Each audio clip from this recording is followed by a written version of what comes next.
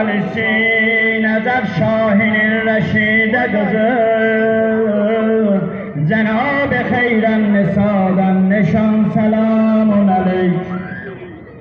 Can Ekberim aleyke selam, hoş geldin.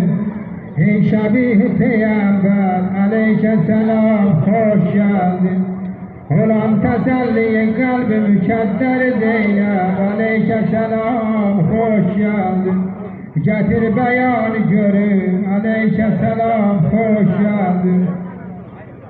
Gelip senin kapına iltimasa bir serdar, günahı çok taşımandır, xəcaleti var. Məni dəbağa salıb əmmə can şəfaət için, bağışla hürrü mənə ağlayır şəfaət için.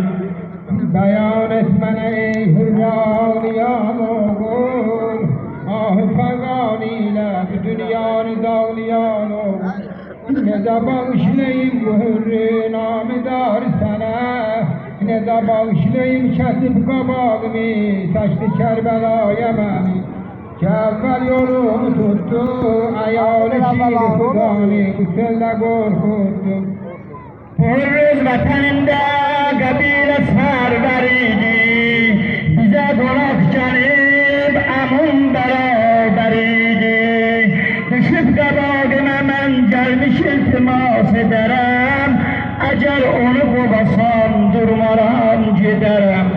Mükəddər olma ey Şebih Peygamber, bağışladım hürrü sana ey Cevan Ali Ekber. Bağışladı məni o bint şəhənşəh əbrar,